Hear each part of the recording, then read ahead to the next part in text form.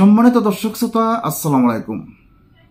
আপনাদের সামনে আরো একটি নতুন ভিডিও নিয়ে আজকের আলোচনা করতে যাচ্ছি। উপদেষ্টা নাহিদ ইসলাম পদত্যাগ করেছেন। নাহিদ ইসলাম উনি কোটা সংস্কার আন্দোলন থেকে শুরু করে 9 দফা আন্দোলন, 1 দফা আন্দোলন, প্রত্যেকটা আন্দোলনেই উনি ছিলেন সবার আগে।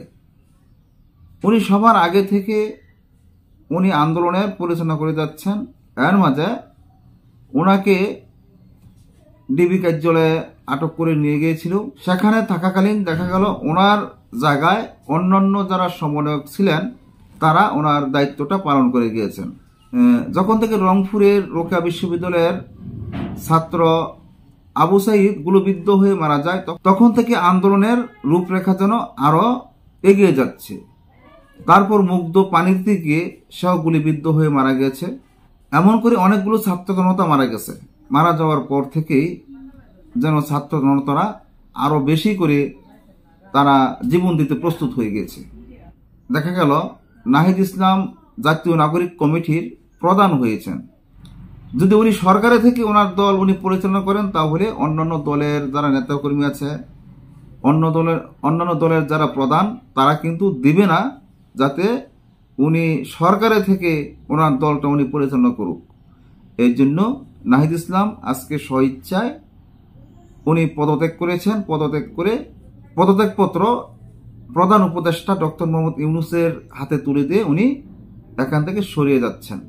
তাহলে বেশি কথা না বাড়ি আসুন আমরা দেখে আসি নাহিদ ইসলামের পদত্যাগ নিয়ে যে প্রতিবেদন আমরা পেয়েছি, সেখানে ওনার পদত্যাগ ব্যাপারে কি লিখেছেন, কি বলেছেন। অন্তর্বর্তী সরকারের উপদেষ্টা পদ থেকে পদত্যাগ করেছেন নাহিদ ইসলাম। মঙ্গলবার তিনি পদত্যাগ করেছেন। প্রধান উপদেষ্টার কার্যালয় সূত্রে এ তথ্য জানানো হয়েছে। তথ্য সম্প্রচার মন্ত্রণালয় এবং ডাক, টেলিযোগাযোগ ও তথ্য প্রযুক্তি মন্ত্রণালয়ের উপদেষ্টার দায়িত্ব পালন করেছিলেন নাহিদ ইসলাম। বৈষম্য বিরোধী ছাত্র আন্দোলন ও জাতীয় নাগরিক কমিটির উদ্যোগে নতুন রাজনৈতিক দলের নেতৃত্ব দেবেন নাহিদ ইসলাম। আগামী শুক্রবার নতুন এই রাজনৈতিক দলের আত্মপ্রকাশ ঘটতে যাচ্ছে।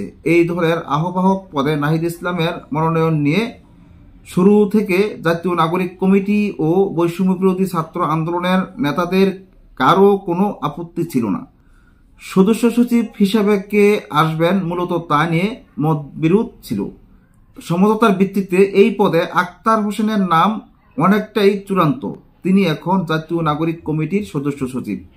দলের মুখ্য সংগঠক ও মুখপাত্র পদে দেখা যেতে পারে সার্জিস আলম ও হাসনাত আব্দুল্লাহকে। অন্যদিকে জাতীয় নাগরিক কমিটিতে থাকা ছাত্র শিবিরের সাবেক নেতাদের সঙ্গে সমঝোতার ভিত্তিতে জ্যেষ্ঠ যুগ্ম আহ্বায়ক পদে আলী আহসান জোনায়েদের নাম বিবেচনায় আছে। আর দলের জ্যেষ্ঠ যুগ্ম সদস্য সচিব পদে আসতে পারেন জাতীয় নাগরিক কমিটির বর্তমান আহ্বায়ক নাসির উদ্দিন পাটোয়ারি।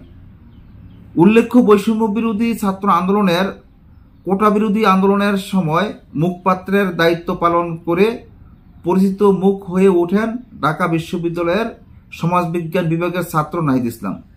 ওই আন্দোলনের ধারাবাহিকতায় ছাত্র জনতার গণ অভ্যুত্থানের মুখে 5 আগস্ট ভারতে পালিয়ে যান শেখ হাসিনা।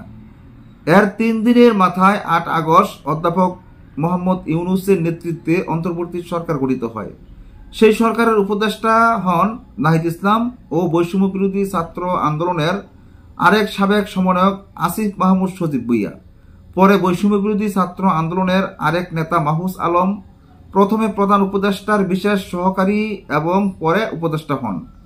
ঢাকার বনশ্রীর ছেলে নাহিদ ইসলাম 2016 থেকে 17 শিক্ষাবর্ষে ঢাকা বিশ্ববিদ্যালয়ের সমাজবিজ্ঞান বিভাগে ভর্তি হন। তিনি বর্তমানে ঢাকা বিশ্ববিদ্যালয়ের এই বিভাগের স্নাতকোত্তরের ছাত্র। সম্মানিত দর্শকরা, আপনারা বুঝতে পেরেছেন যে আজকে নাহিদ ইসলাম পদত্যাগ করেছেন। এখন পদত্যাগ তো নাহিদ ইসলাম করেছেন, পদত্যাগ করার পর ওনার স্থানে কে আসতে পারে?